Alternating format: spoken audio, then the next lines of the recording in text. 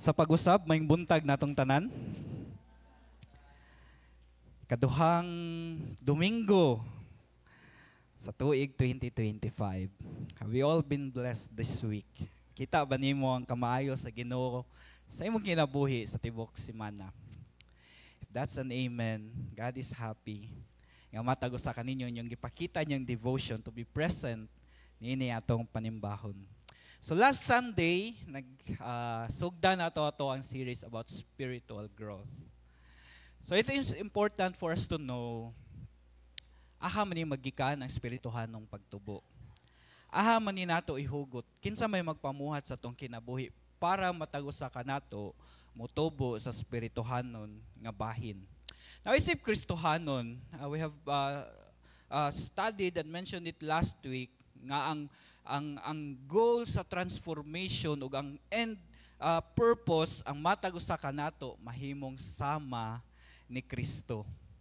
So ang theme titled Means of Spiritual Growth. Ngayon tag means instrument or paagi nga gigamit sa Ginoong Dios for spiritual growth. So last Sunday ako natong gisgutan nga ang paagi nga unang gamiton sa Ginoo is the Bible itself. And we have studied it, we have heard the truth nga paagi day sa Biblia, dira day gamiton, or dira day ta ma-separate, ma-sanctify. And by the way, naging mga pipila nga nangutanan ako, medyo na-confuse sila sa isa sa akong main heading, the Bible sanctifies. So kay nung dumo, muna yung pinakaunang main heading. And magpasalamat yung na every time na yung mga mangutanan ako, and that way ma-assess na ko, asa pa ko need mo improve. Asa pa, ang need, hibaw na ako sa pag-explain. So, as I reviewed it, ako nakita nga, either wa na ko siya na-explain og tarong or poor choice of words akong gigamit. So, naingon ko nga, ang spiritual growth, pagpamuhat yun na sa balang espiritu. The Holy Spirit is always improved, especially sa tong theme of 5 means. Anong 5 ka means? Ang Holy Spirit yun na magpamuhat sa growth. If the Holy Spirit is not involved, there is no spiritual growth. So the role of the Bible, so dahil naingon ko, the Bible sanctifies is this. The Holy Spirit will use the Bible, the revealed word, ni word, to transform our hearts and mind. In other words, sa dahil naingon ko, the Bible sanctifies, it does not mean nga the Bible is the source of sanctification. Ang ipasabot na the means of sanctification. The Bible is an instrument para mutubo ta sa spirituhanong bahin. Dili siya source. So in case napauban ninyo nga na-confuse, the Bible day ang source of spiritual growth, dili. It's the Holy Spirit yun iyang pagpamuhat. Munang na yung mga tao nga bisan pag cover to cover mabasa ang Biblia, way spirituhanong pagtubo or di gyud gihapon ma-reveal makit-an kinsa si Jesucristo ngano kusuwa sila ministeryohi sa balaang espiritu. Unang na yung mga tao ang moingon palayo mo sa Biblia. Mawala mo saktong panghuna-huna o magsige mo basa sa Biblia. Ngano? Because the Holy Spirit is not ministering to them.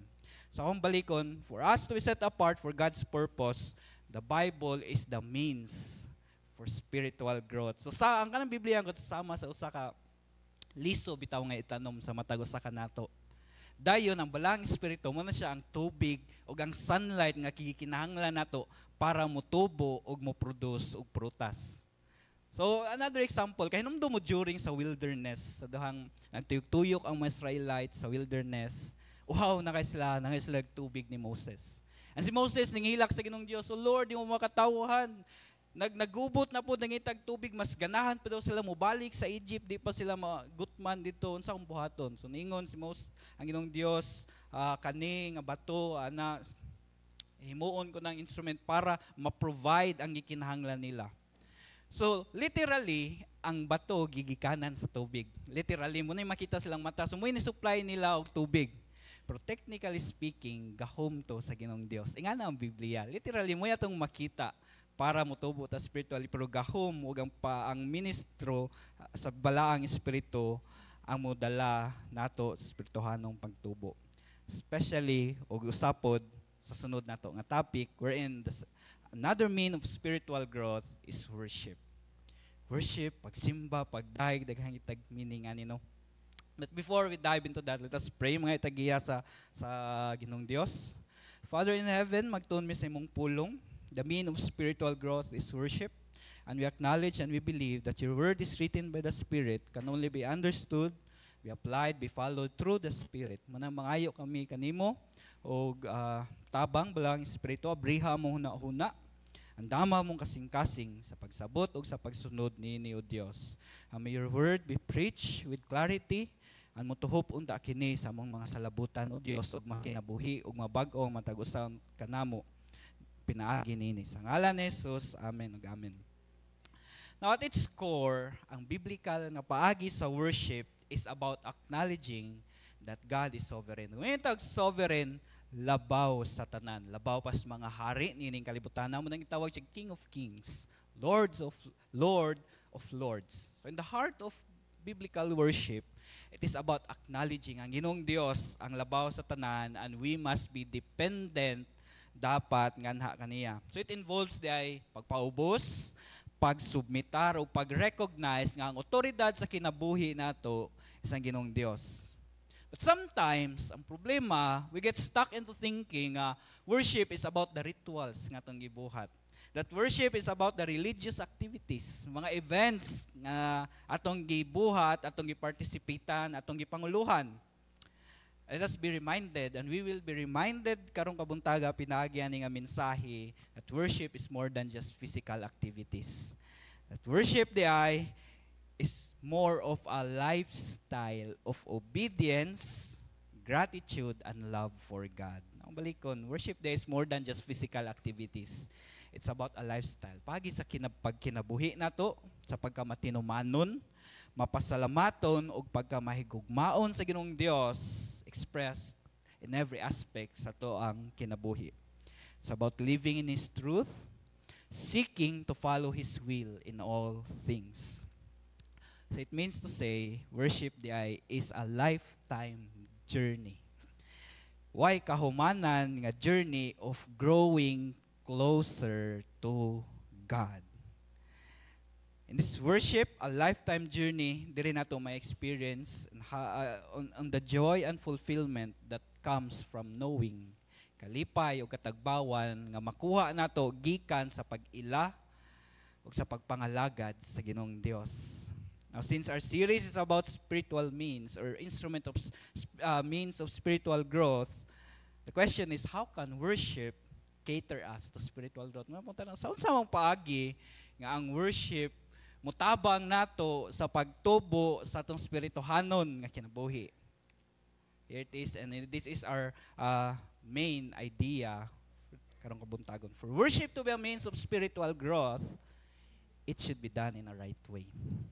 So that muna ang passage nga itong gibasa ganina, na conflict. Ang mga Samaritans, they are not worshiping in the right way. For worship to be a means of spiritual growth, it must be done. It should be done in the right way. But pasabot, na worship nga di dawaton sa Ginoong Dios. But pasabot, na worship nga vain or useless, way tumong sa tubangan sa Ginoong Dios.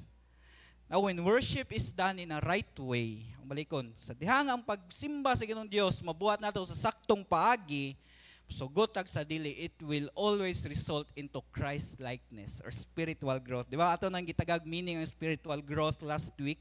It's a process to become Christ-like.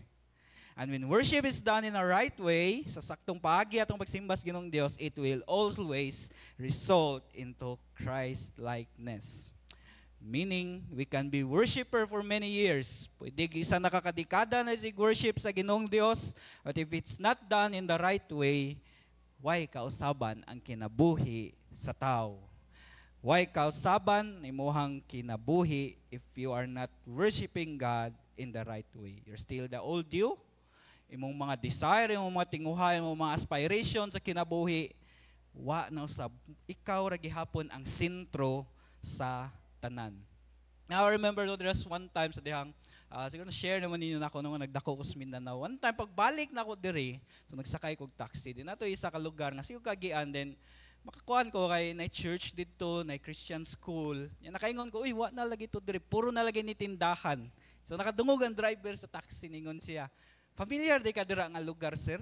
Dira ra ba ko nag-worship sa una? So pagtuon ako, pagkatkuan, nakahinumdom ko to kay term yang gigamit, dira ko mag-worship sa una. And karami taong out of nowhere na ka ma-encounter nga Christian, pati mo marag mo lighten up imong mood. Then ang utana din ko niya, nam ka karon nag-worship sir, puro naman to tindahan. Ano din siya, namalhi naman to sila sa God. So karon, akong gibuhat na, leader na ko sa among kapilya. So, anak ko, okay. I do not know that I do not know that person personally, but naka-assess din ko that time na sayop siyang pagis pag-worship. Nakaingon din ko nga he's worshiping God in the wrong way. Ano, wa siya na-cater to spiritual growth. To say nga, niingon din siya, nisumpay din siya, parihara bitaw ta Ginoo bisan asa ta mo adto. To say nga na, parihara ta Ginoo bisan asa ta mo worship. Sa nasa kang lugar, parihara man Ginoo na yung ginuuha imong gi-worship. Is a major mistake. Ano? Many religions have their own God. Lahi ang biblical nga God sa ubang Dios sa matag reliyon. Ang pangan pwede mapariha, pero ang karakter dili. Ang pangan sa Ginoo nga nasa laing reliyon pwede mapariha, pero ang kinaiyahan dili. So to say nga pareha Ginoo bisan asa kay sa major mistake. That's why sometimes ang uban kailas sa ngalan sa Ginoo, pero wa gyud kay kinsa gyud na ang Ginoo. Wa sila nahimong sama ni Kristo unsa man sila kadugaya naisigsimba ana ilahang gisimba nga Dios. Now when I'm talking here nga naay wrong way of worship, it would always result into un-Christ-likeness o bali sa kinaiya ni Kristo. That's why ito sigitag kadungog aning phrase nga sigim ta ning simba bati mo yapog batasan. Naay batasan makakauyon. Sige simba mo siya wa magyapon na usab mo ram gihapon siya sukad sa una.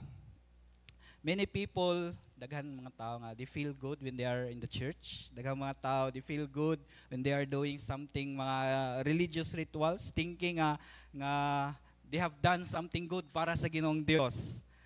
But in reality, it was done for a different God. Dili ang Ginoo sa Biblia. Ang kasagarang mahitabo, when we worship God in the wrong way, may mutang legalistic sa tong worship. May legalistic, but pasabot, buhato na to ni para madawat ta sa Ginoo, which is wrong. We can only be accepted by God through Christ. Panagsa, we end up, moingon sila, if I don't do this, if I don't do that, suko ang Ginoong Dios ako, but if I do this, ma-earn ako ang favor sa Ginoong Dios. But it's wrong. We cannot earn God's grace. So ang passage na to karon takes place during sa dihang si Jesus Christ mingagi sa Samaria.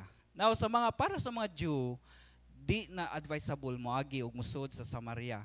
Ang mga Samaritan manggod gidiscriminate ni sa mga Jew. Ubos ilang panlantaw ni kay mga hybrid ni sila nga mga Hudiyo.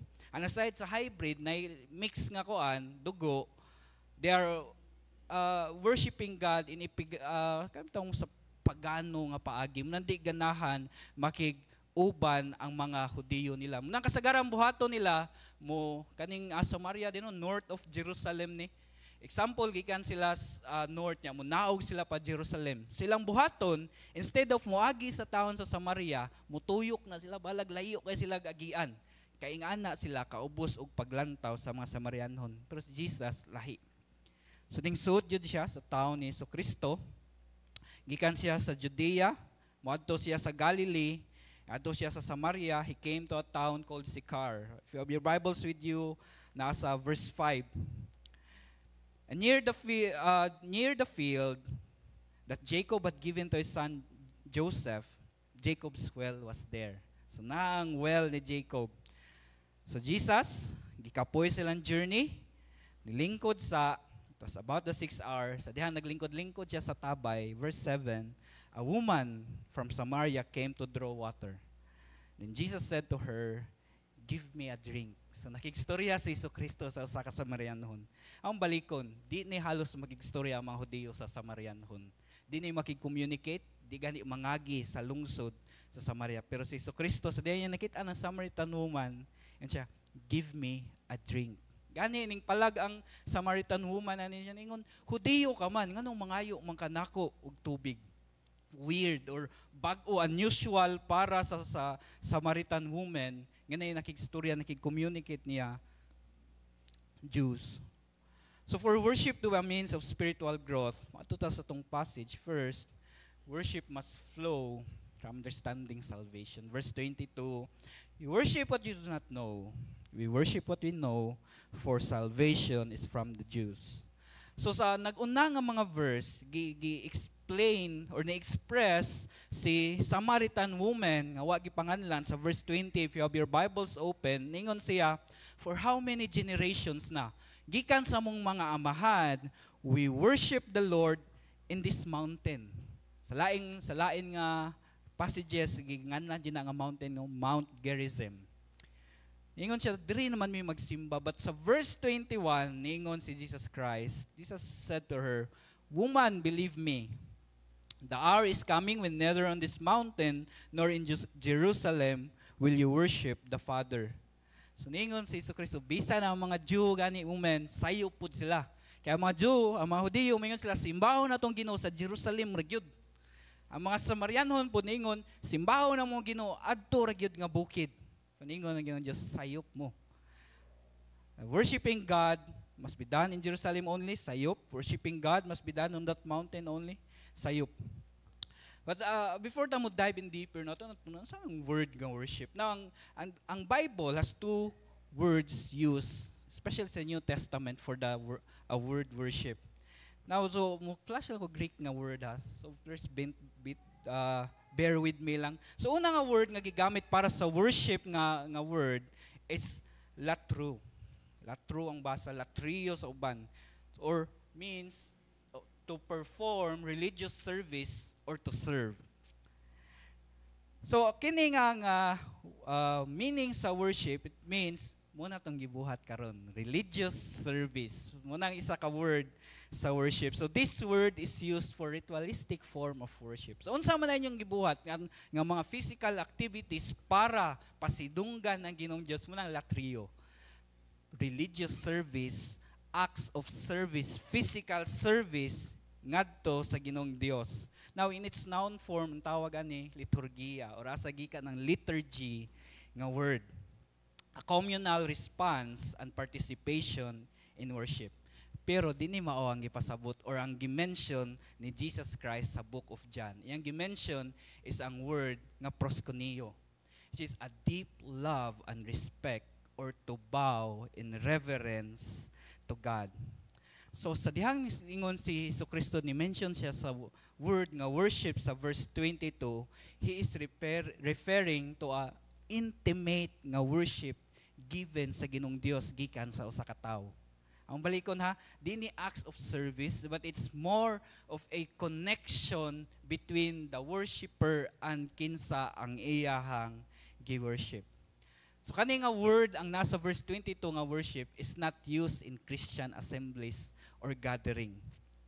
So this is the word, ang proskuneo, ang gigamit sa John 4:22.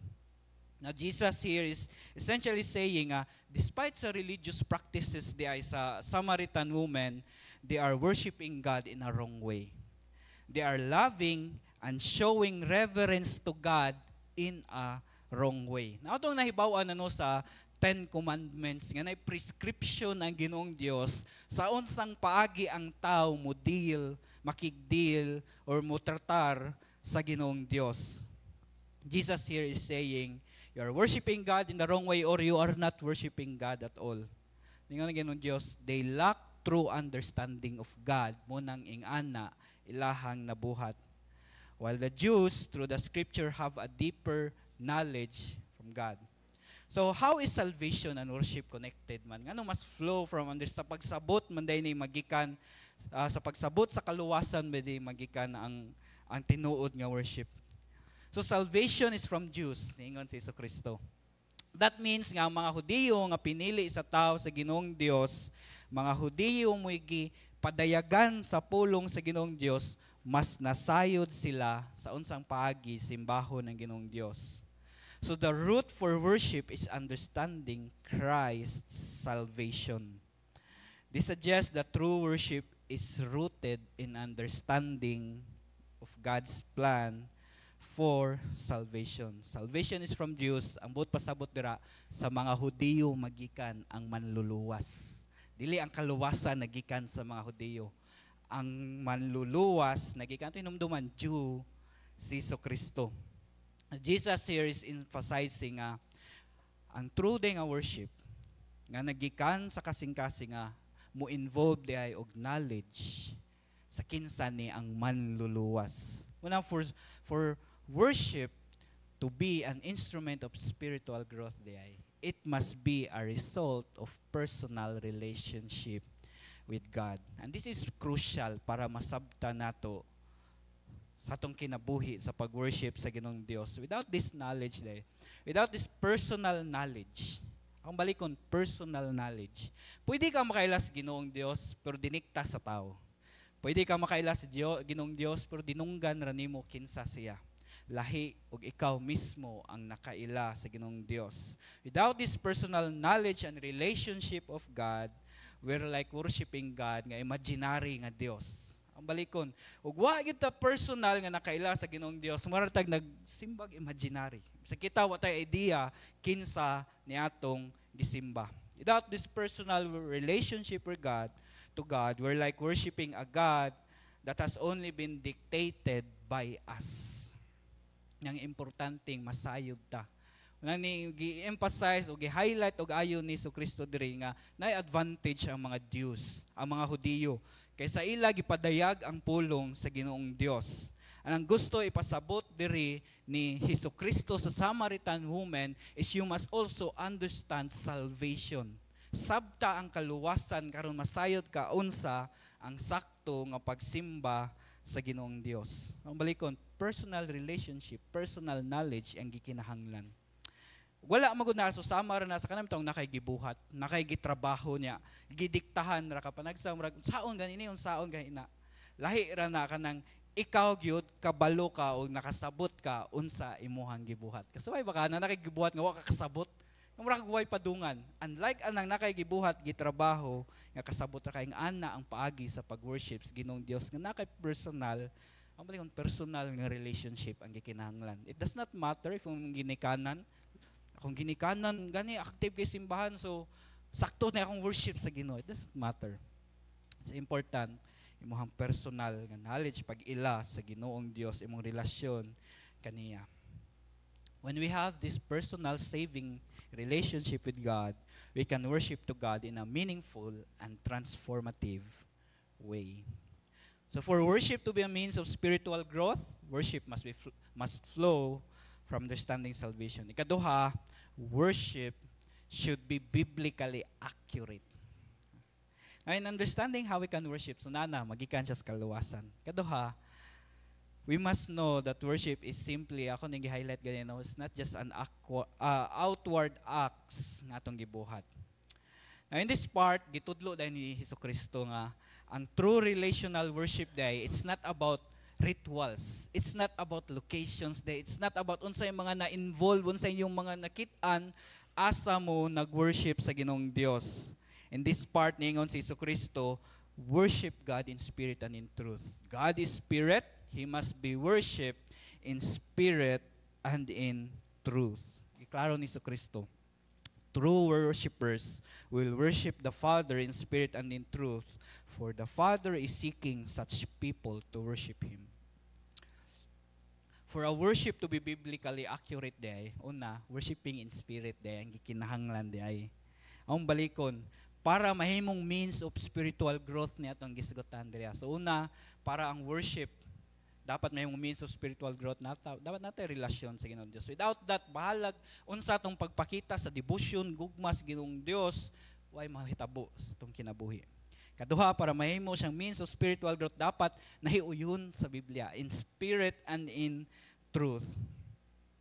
Worshiping in spirit is worshiping in a personal level, with a genuine, tinod-anay, kinasing-kasing nga debosyon ngadto sa Ginoong Dios, allowing the Holy Spirit for guidance and empowerment sa worship. Now, kini nga worship is not just going through to the motion. Unsay nahitabo, sunod lang ka. Unsay gibuhat nila, sunod lang ka. But engaging with God on a very personal level. Now, sa dihang makinumdong og engaging with God to a very personal level. No? So, makinumdong yung niya itong estudyante pa ko na may inter-Bible school. So, one time, na worship night na, inter-Bible school, pila ka Bible school nagtapok. So, personal way of engaging God, praise and worship na. Ang mga taga ATCP, mga evangelical worship night na saktong isa lang sa kamot. Ang mga Baptist, puyo kayo. Ang mga Pentecostal, nag-ambak-ambak na. So, iyahang paagi sa pagpakita unsa. Now, I'm not saying na sakto nga dapat magpuyo, dapat di mag-ambak. I'm not saying unsay sakto, unsay sayop. I'm saying nga natay lain-laing paagi sa pagdeal sa Ginoo on a personal level. So worshiping in spirit, since God is the Spirit, He is the one who enable us to worship in the Spirit. This kind of worship, it is characterized with a deep sense of love. Nagikanik tungod kay nahigugma ka kinsa ang Ginoo, dili unsa ang imong benepisyo nga nadawat sa Ginoo. Nagikani tungod kay dako kag respect, reverence, honor kung kinsa ang Ginoong Dios. God the Spirit, nang kinahanglan ang worship in spirit, kasi it is God the Spirit. Akong balikon, kani si Spirit ha, God gihapon niya. Hindi siya basta lower than God lang. Si Father, si Son, ug si Holy Spirit, equal na silang tulo. So God the Spirit is the one nga siya mo pukaw nato sa paggugma sa Ginoong Dios to see the beauty and the power of God. So it is essential nga masabtan sa natong kaluwasan aron mapukaw, maablihan sa balang espiritu atong salabutan. God the Spirit is the one who inspires us to praise, to rejoice, to give thanks.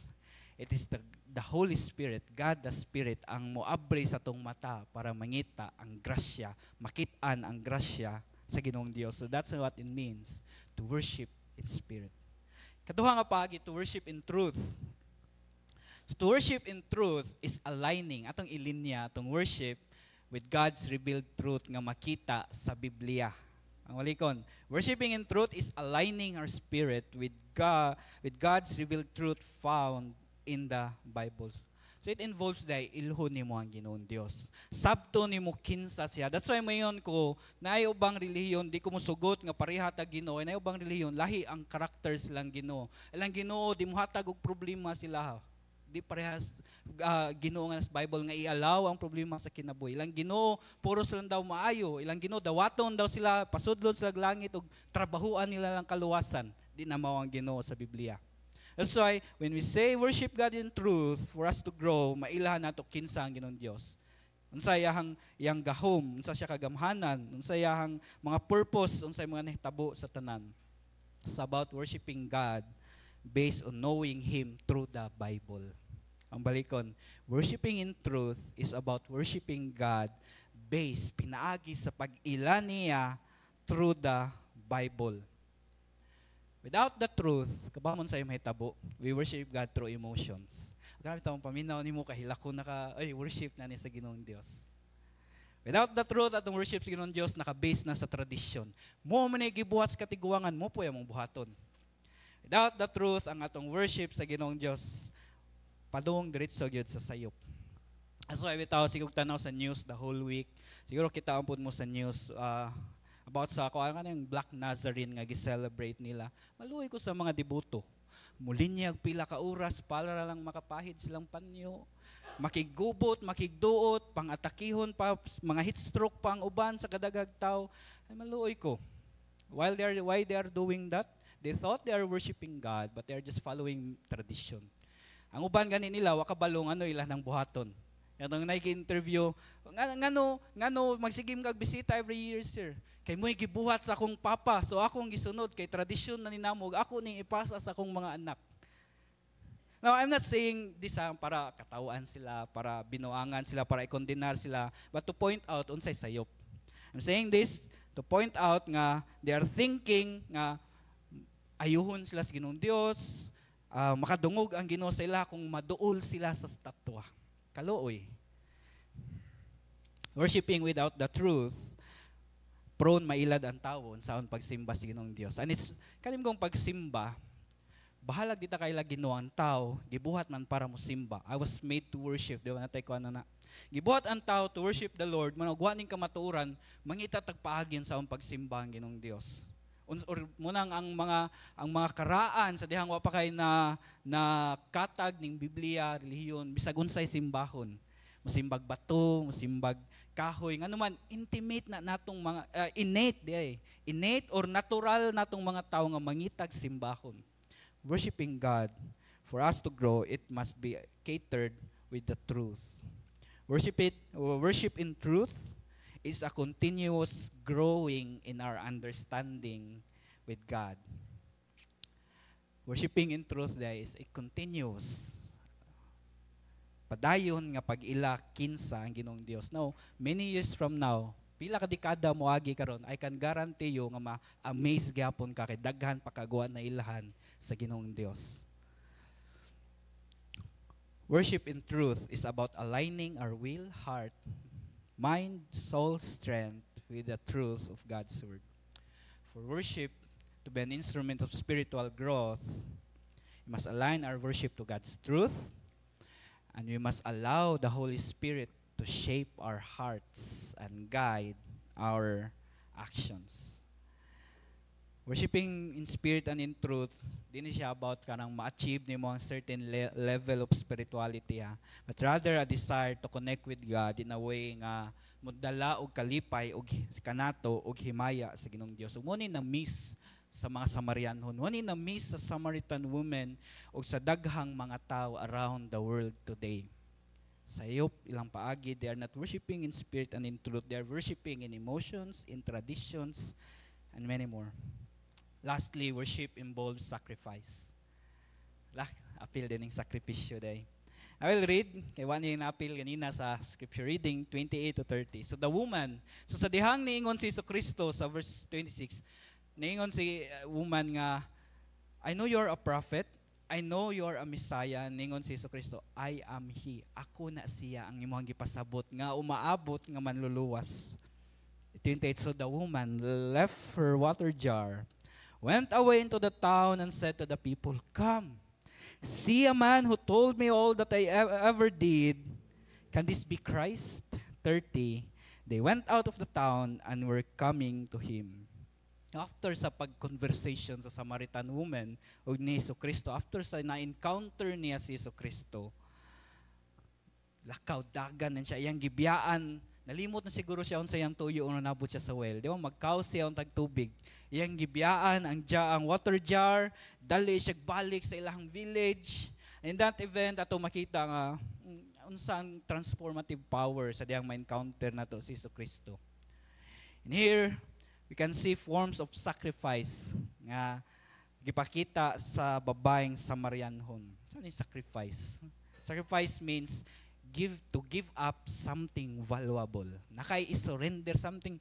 Now, di na valuable sa imuha niya, imong gihatag, imong unsa na dira, gidispatchar, di pa na sakripisyo. Pero something valuable sa imuha, naibilingan ha kanimo. So ito, one time ito nagkuhan ko speak about giving. Ang giving is a sacrifice. And nindot itong words ni David, dira nga, if di ko masakitan, di ko muhatag. Yan as David. If na ko ihatag, sige ginawa na siya, pero muraragwa sa ko, wa pa di ko ni hatag. Siya, sa dihang masakitan ako sa amount nga akong gihatag, sa kantidad, sa unsa kadaghan akong gi-offer na as David, dira rako mutawag nga nanay ko gihatag sa Ginoong Dios. Sacrifice. Sacrifice means giving up something valuable. In this case, the woman did it out of devotion. Gibuhat niya out of devotion and knowing salvation. Una niyang gibuhat, yang gibiyaan ng water jar. Ito hinumduman. Unlike sa tong panahon karon na natoy gripo, di ba? Sa ilahang panahon, tabay ra. In this case, Jacob's well. And wala gisuwat sa Bible, basig layo kay nigbalay sa babay. Kasi kasuwaya na magsag-ob sa una. Kada muli kong probinsya, no, bata ako, mugin na akong pinakadi, ganahan buhaton. Magsag-ob kay layo, kay sagubana niya, duha ka galon, or sa mo baldi kay mayabo. Ikabot sa balay, katunga na laysod. Magyaw-yaw ko ng pasag-ubon kong tubig sa kong lula. Lisod, and this is an important commodity silahang time. Importante ang tubig ng Wata kabalo unsa kalayo ang location taga-asa pa ning babay para maabot sa tabay. Pwede lain pa ni siya nga sa term na to ani lain pa ni siya nga purok ay maabot sa Jacob's well, but she still come dito kay importante para sa yaha ang tubig. Way siguro na pa siya yung mga anak, na pa siya nagkinahanglan tubig sa ilahang balay, pero sa dihang na-encounter niya si Kristo, nalimot siya sa importance sa tubig. Iyang gibiyaan ang tubig. This act may seem simple. Simple na yung gibiyaan ang tubig. But this represents a sacrifice for her immediate needs. Ito yung namduman nga, gikinahanglan niya ang tubig. Ito niya siya sa tabay. Need niya ang tubig. Pero iyang gibiyaan. This shows the woman found something more important than her physical needs. Nananakitaan ng babae nga mas importante pa kaysa sa tubig nga ihang gisag-ob. If you had read the gospel bitaw, di ba mo na nahitabo sa apostles, sa dihang na-encounter, nakigstorya si Kristo nila. Uban nako, sila lang gibuhat. Biyaan din nila ang panagatan, biya si Matthew, tax collector, biyaan din niya yung trabaho. When they encountered Jesus Christ, biyaan nilang karaang kinabuhi, sunod. Ilang gisakripisyo, ilahang unsay naa nila that time. In Matthew 13:45, na parable gisulti si Jesus Christ about heaven. Ningon siya, the kingdom of heaven is like a merchant looking for fine pearls. Mura ko isa ka merchant or kanang itong mangita og mga pwede ibaligya nga nakakita kunog fine nga pearl. When he found that one, yan ang nakita ng fine pearl, that one of great value, he went away and sold everything and bought it. I-compare ni Kristo nini nga parable nga sa dihang nakitaan kuno ni merchant ning fine pearl, which represents heaven. Gibiyaan ni merchant unsay tanan naa niya para lang makuha ning fine pearl. Nga na nahitabo ni Samaritan woman diri. Kaduha niya sakripisyo, telling the whole town about Jesus. Nawa kay nato na mention nini nga passage sa akong wali, but this woman has many husbands. Ito hinumduman. Daghan ni siya bana, gani iyang kauban that time, di mauyahang bana yang kaipon that time. Gi-point out na ni Kristo. So in their time, kaning mga prostitute, isagid ni sa pinakaubos, pwede tamak-tamakan is mga tao silang panahon. So in the eyes of the community, kani nga babae, di ni kasaligan. Di ni angayan, tuuhan. This woman gani is angayan pa, pakauwawan. Ron siyang gibuhat, regardless kabaw siya ana ang ayahang status. She has a choice to keep herself unsay iyahang nahibaw-an ni Kristo. Na siya choice. Nga din niya i-share unsay iyang unsay nihitabo sa conversation nila ni Kristo. But unsay iyang gibuhat? Yan siya, come. Sa iyang gibuhat sa verse 29, come. Iyang giagda, iyang gitawag ang tibok ng mga taga-katawhan. Gani sa verse 30, they went out of the town. Naagyo yung mga mingtuo kaniya, and that's a sacrifice.